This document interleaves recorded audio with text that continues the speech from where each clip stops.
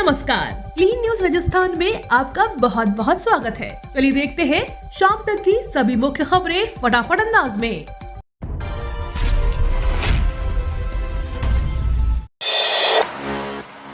Invest Rajasthan 2022 को लेकर उद्योग विभाग तैयार, प्रदेश में निवेश करने पर मिलेगी ये सुविधा।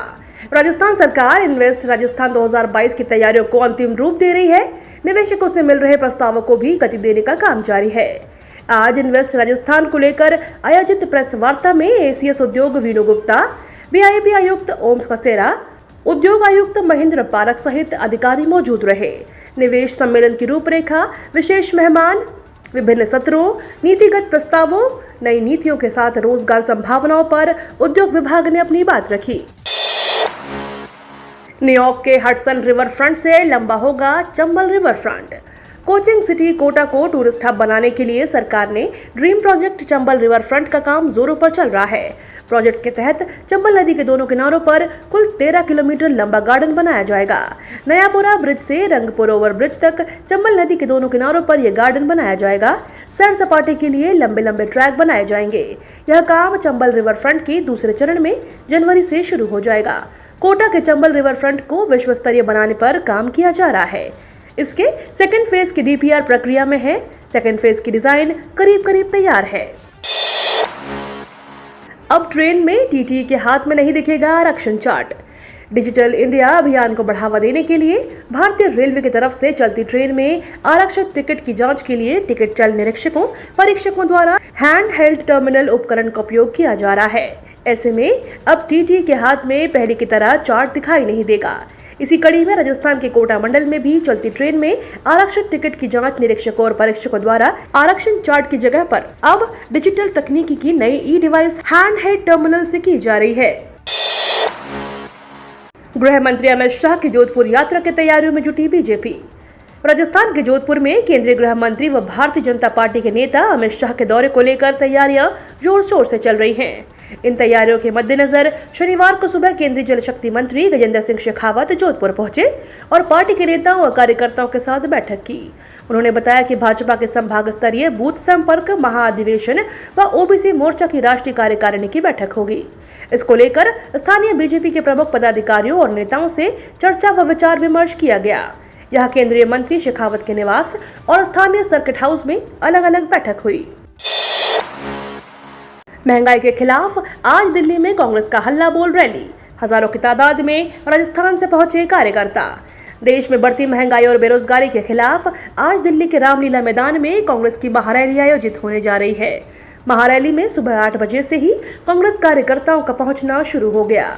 राजस्थान से भी हजारों की तादाद में देर रात कार्यकर्ता दिल्ली पहुंच चुके थे और आज सुबह भी कार्यकर्ताओं का पहुंचना जारी है। वहीं रैली में जयपुर आसपास के जिलों में कांग्रेस कार्यकर्ता राजस्थानी पगड़ी पहनकर पहुंचे हैं। इसके अलावा बड़ी संख्या में महिलाएं भी राजस्थानी लुगड़ी और दुपट्टा पहनकर पहुंची हैं। कर्मचारियों के वेतन पर बड़ी अपडेट, भत्तों के दरों में संशोधन। केंद्र सरकार द्वारा फिर से कर्मचारियों के भत्तों को लेकर नवीन निर्देश जारी कर दिए हैं।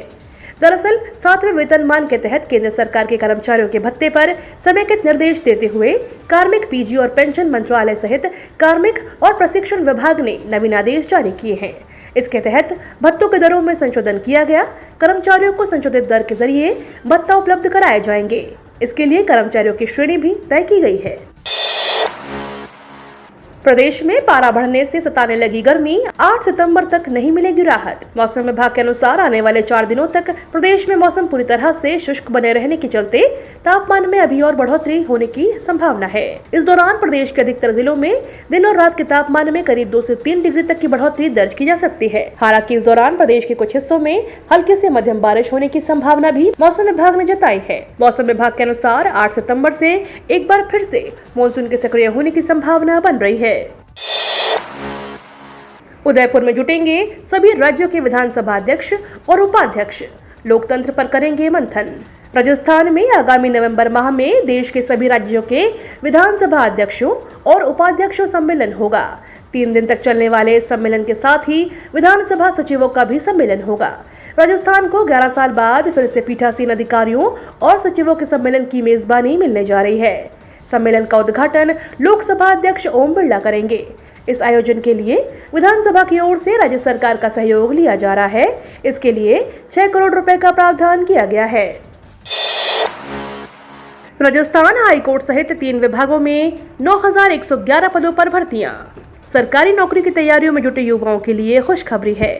3 अलग अलग भर्ती परीक्षाओं में 9,111 पदों पर बम्पर वैकेंसी निकली है। राजस्थान हाईकोर्ट ने 2756 पदों पर वैकेंसी निकाली है। साथ ही एफसीआई ने 5,043 पदों पर भर्ती का विज्ञापन जारी किया है। बीएसएफ ने 1,312 पदों पर भर्ती निकाली है। इन भर्तियों में 10वीं 12वीं पास, ग्रेजुएट, आईटीआई और इंजीनियरिंग ग्रेजुएट तक आवेदन कर सकते हैं। राजस्थान हाईकोर्ट की भर्ती के लिए 22 सितंबर, एफसीआई के लिए 5 अक्टूबर, बीएसएफ के लिए 19 सितंबर 2022 तक ऑनलाइन आवेदन किया जा सकता है। उदयपुर से जयपुर एक फ्लाइट होगी शुरू। 6 महीने के ब्रेक के बाद स्पाइस जेट 25 सितंबर से शुरू करेगा फ्लाइट। 6 महीनों के इंतजार के बाद स्पाइस जेट एक बार फिर से जयपुर और दिल्ली के लिए फ्लाइट शुरू करने जा रहा है। यह फ्लाइट 25 सितंबर से शुरू होगी। यह जयपुर के लिए एक और फ्लाइट हो जाएगी। सितंबर माह से फेस्टिवल और टूरिस्ट सीजन के शुरू होने से हवाई यात्रियों को इसका सीधा फायदा मिलेगा। फिलहाल दिल्ली के लिए उदयपुर से 4 फ्लाइट्स हैं। हवाई यात्रियों के लिए खुशखबरी भी है कि 1 सितंबर से एयर इंडिया के दिल्ली उदयपुर दिल्ली फ्लाइट अब पूरे सप्ताह संचालित होना शुरू हो गई है। अब तक की फ्लाइट सिर्फ 5 दिन ही चलती थी। 25 सितंबर से जयपुर व दिल्ली के लिए फ्लाइट शुरू हो जाएगी। यह सभी नियमित और सीधी फ्लाइट होगी।